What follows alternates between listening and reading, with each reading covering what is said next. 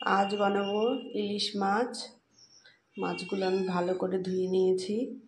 এতটা মাছ অবশ্য রান্না করব না, কিছুটা রেখে দেব।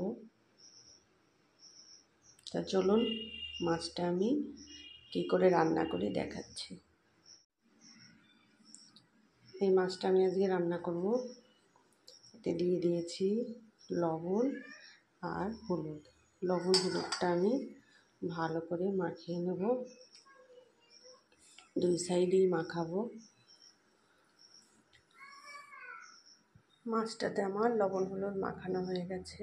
এবার কেটে নেব আলু ও বেগুন।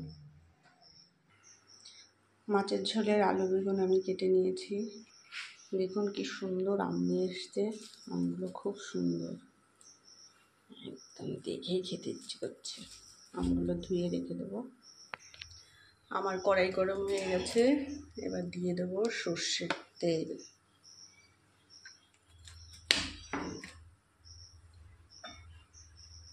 তেলটাও গরম হয়ে গেছে।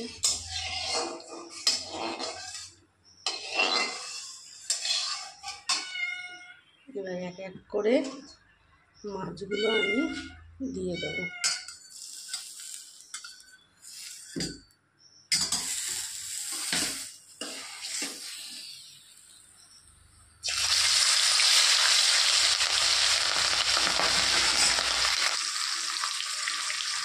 মাছগুলো প্রায় আমার ভাজা হয়ে গেছে।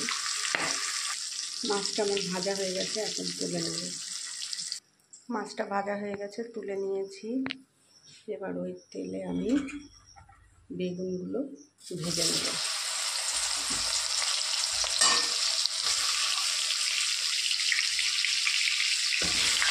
বেগুন ভাজাতে দিয়ে দেবো একটু সামান্য করে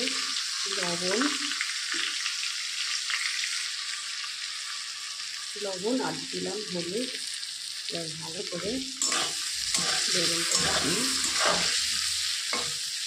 50% ভেজে নেব। বেগুনটা আমার ভাজা হয়ে গেছে, এবার তুলে নেব। ওই তেলের মধ্যেই দিয়ে দেবো একটা তেজপাতা, সবুজ শুকনো লঙ্কা ও গোটা জিরে।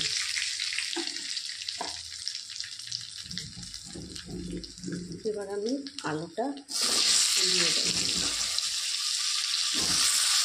আলুটা আমার অনেকটাই কষানো হয়ে গেছে। এবার দিয়ে দেবো লবণ, জিরে গুঁড়ো পাউডার,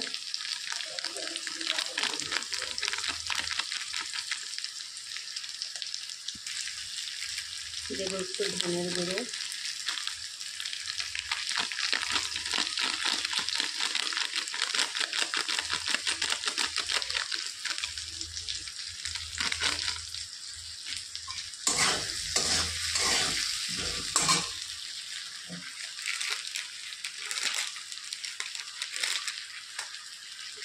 আর দিতে একটু লঙ্কার গুঁড়ো।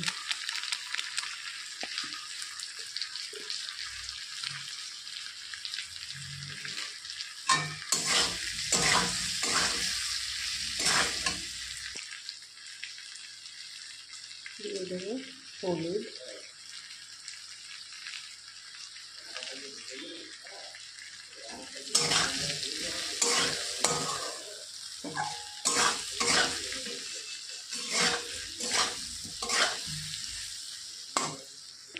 দেবো সামান্য একটু জল।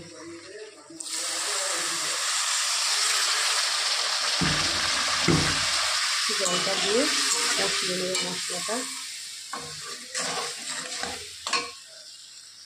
মশলাটা কষানো হয়ে গেছে, তেল ছেড়ে দিয়েছে।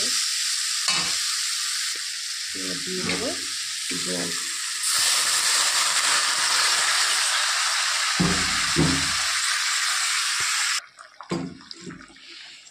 দিয়ে দেবো কয়েকটা চেরা কাঁচা লঙ্কা। এর মধ্যে এবার এক এক করে বেগুনগুলো আমি দিয়ে দেবো।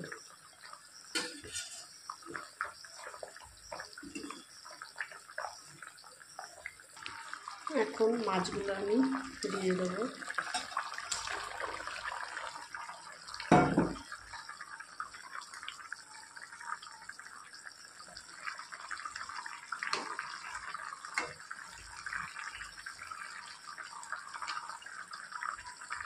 একটু ফুটলেই নামিয়ে নেব। রেডি হয়ে গেছে আমার আলু বেগুন দিয়ে ইলিশ মাছ।